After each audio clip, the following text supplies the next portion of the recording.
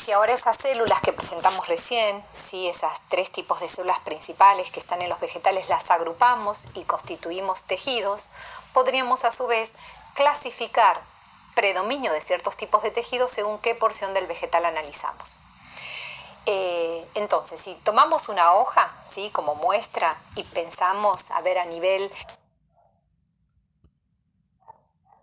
estructural qué células son las que ahí predominan, vamos a encontrarnos que van a ser las células del parénquima, esas células que dijimos que participaban en lo que era el tejido viviente, en las funciones de crecimiento, de síntesis y de almacenamiento. Por eso acá, predominio de células parenquitimatosas.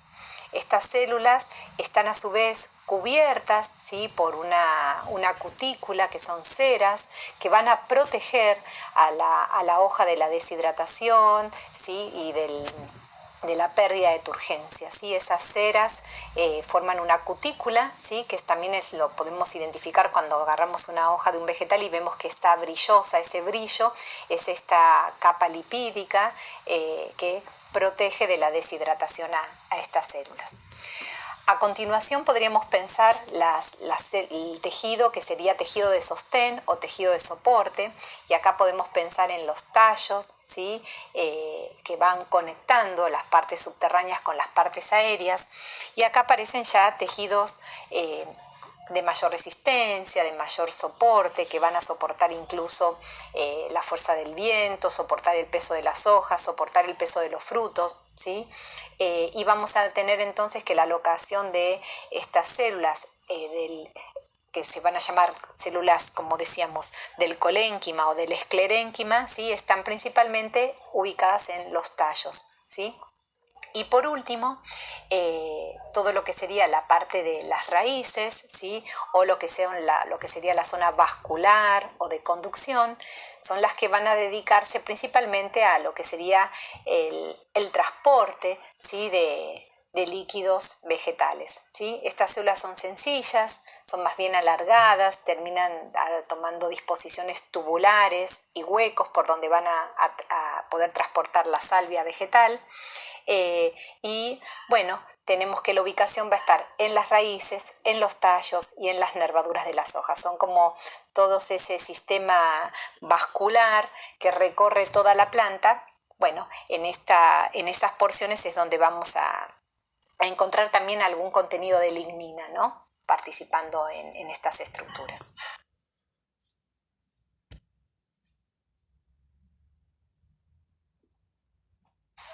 Si pensamos en la estructura vegetal, acá sería una imagen ampliada de una pared celular, de una célula y otra, ¿no? Y pensar cómo están constituidas.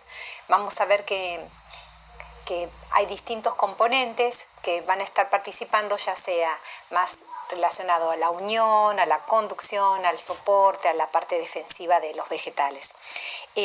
La textura característica de los vegetales, entonces, podemos decir que proviene de lo que sería cuál es su función dentro de esa estructura celular, y vamos a poder pensar cómo se ve reflejada esa rigidez o la turgencia.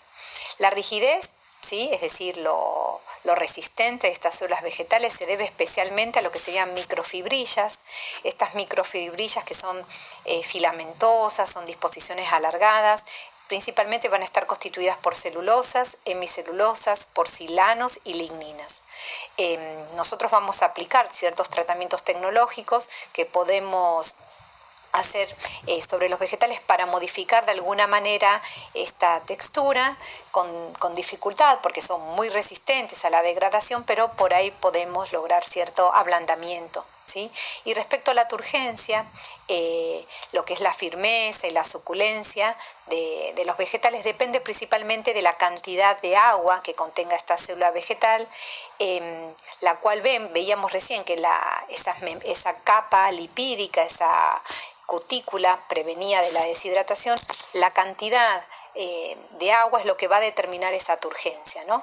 Que bueno, es alta la actividad de agua en los vegetales, podemos pensar que hasta hay un 96% del peso de algunos vegetales constituidos por agua, y estas membranas que tienen permeabilidad, ¿sí? Justamente porque son porosas, estas cutículas lipídicas prevendrían de cierta manera la deshidratación. ¿sí? Cuando nosotros intervenimos un vegetal con un corte, una injuria, ¿qué hacemos ahí? Exponemos, ¿sí? Parte de este contenido intracelular queda al exterior, ese citoplasma se empieza a perder por evaporación y vamos a observar que una disminución de la turgencia, ¿sí? Lo mismo ocurre cuando nosotros dejamos madurar algunas hojas, algunos frutos, este intercambio gaseosos y esta deshidratación del contenido celular, ¿sí? Va a ir generando una disminución de la turgencia. Es decir, que cualquier injuria o deshidratación va a verse manifestada con un ablandamiento, ¿sí? Por pérdida de agua en el vegetal. También este ablandamiento muchas veces se da por modificaciones de elementos, como veíamos que estaban participando en las uniones, como ser las pectinas. Vamos a ver después también cómo la maduración y el cambio en el pH trae cambios en estos elementos cementantes. También con, finalmente, la observancia de un ablandamiento del tejido vegetal.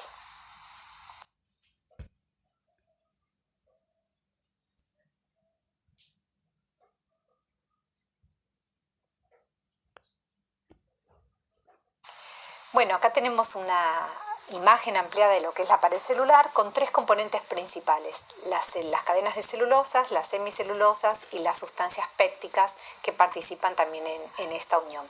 Veíamos recién y decíamos que la maduración, ¿sí?, iba generando cambios en la composición de esta pared, con ciertas modificaciones en el tipo de unión que nos encontramos.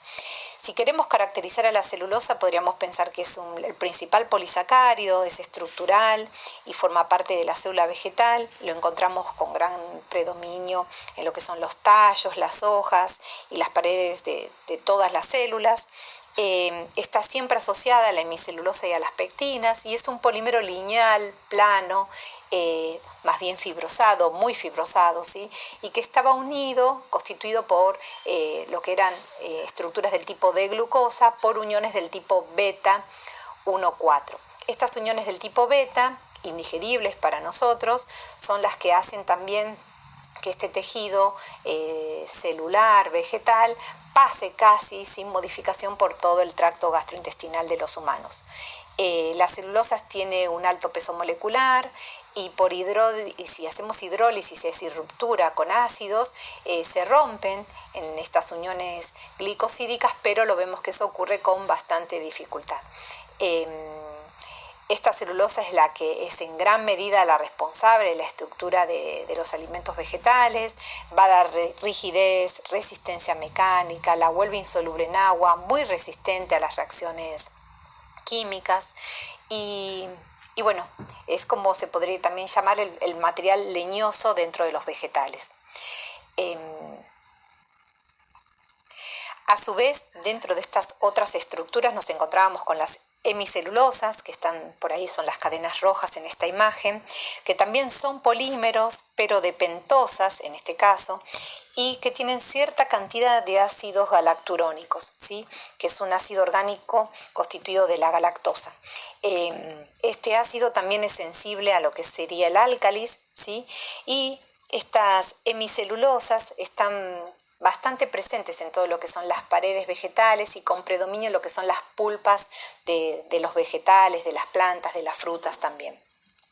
Las paredes del parénquima, del tejido viviente, ¿sí?, que eran relativamente delgadas y en contraste con las células del tejido exterior que tienen un alto contenido de celulosas, por lo general estas células del parénquima tienen, como decía, estas pulpas más predominio en hemicelulosa, ¿sí?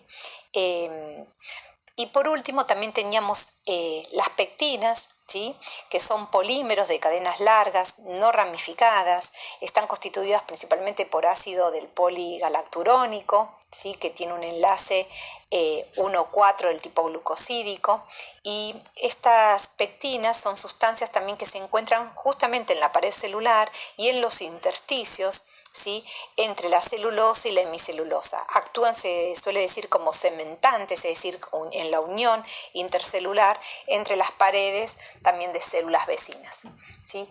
Todas estas disposiciones de la celulosa, la hemicelulosa y las pectinas que se dan en este entramado complejo, vemos que va sufriendo modificaciones con la maduración y con ciertas intervenciones físico-químicas que podemos nosotros hacer desde el área de la técnica dietética.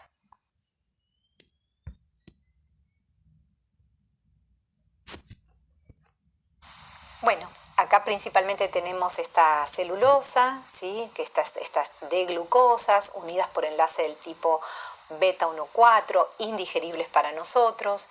Decíamos que era un polímero lineal, ¿sí? Alto peso molecular, justamente cumpliendo funciones de sostén y de protección y muy insoluble, ¿sí? Casi que no podemos intervenir sobre este tejido vegetal, esta estructura vegetal, lo cual lo vuelve también muy resistente, ¿sí? A agentes físicos y químicos. Vamos a ver después que los vegetales, cuando nosotros los sometemos a cocción con algún álcalis como ser bicarbonato, podemos lograr cierta modificación en esta estructura, pero con muy pequeño ablandamiento por desprendimiento de algunos componentes que funcionan en la unión, pero no así en degradar estas uniones del tipo beta 1,4.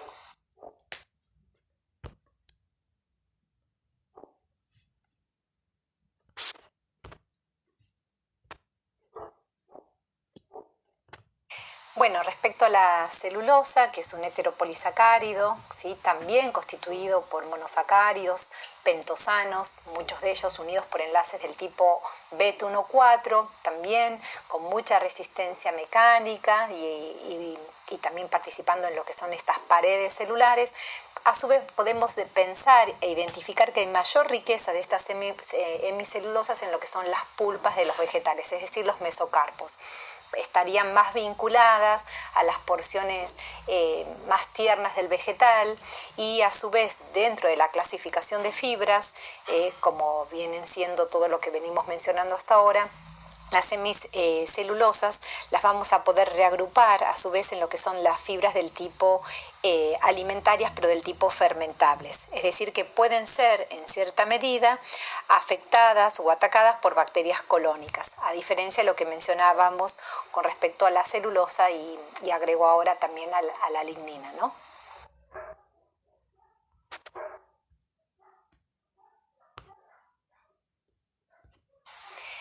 Respecto también a este tercer componente que veíamos en la imagen anterior ampliada, ¿sí? De ese entramado de distintos componentes de la pared celular, podemos encontrar a los cuerpos pépticos, ¿sí? También estos cuerpos pépticos o pectinas forman parte de lo que es la fibra alimentaria.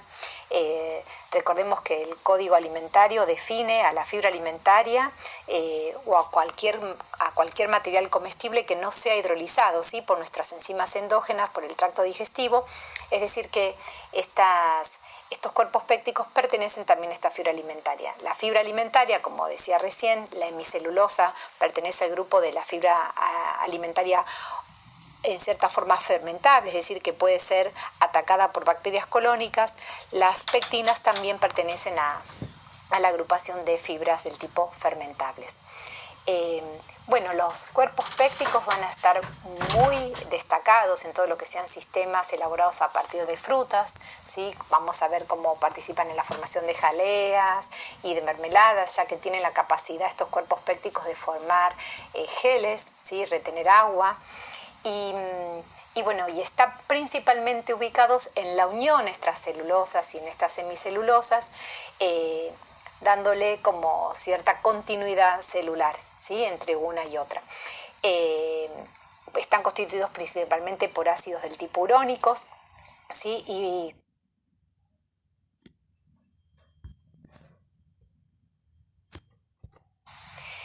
respecto también a este tercer componente que veíamos en la imagen anterior ampliada, ¿sí? De ese entramado de distintos componentes de la pared celular, podemos encontrar a los cuerpos pépticos, ¿sí? También estos cuerpos pépticos o pectinas forman parte de lo que es la fibra alimentaria. Recordemos que el código alimentario define a la fibra alimentaria o a cualquier material comestible que no sea hidrolizado, ¿sí? Por nuestras enzimas endógenas, por el tracto digestivo. Es decir, que estos cuerpos pépticos pertenecen también a esta fibra alimentaria. La fibra alimentaria, como decía recién, la hemicelulosa pertenece al grupo de la fibra alimentaria en cierta forma fermentable, es decir, que puede ser atacada por bacterias colónicas. Las pectinas también pertenecen a la agrupación de fibras del tipo fermentables. Bueno, los cuerpos pépticos van a estar muy destacados en todo lo que sean sistemas elaborados a partir de frutas, ¿sí? Vamos a ver cómo participan en la formación de jaleas y de mermeladas, ya que tienen la capacidad estos cuerpos pépticos de formar geles, ¿sí? Retener agua. Y bueno, y están principalmente ubicados en la unión extracelulosas y en estas semicelulosas, dándole como cierta continuidad celular, ¿sí? Entre una y otra. Están constituidos principalmente por ácidos del tipo urónicos, ¿sí? Y constituyen el 30%, ¿sí? Se dice del peso seco de la pared celular primaria en los vegetales.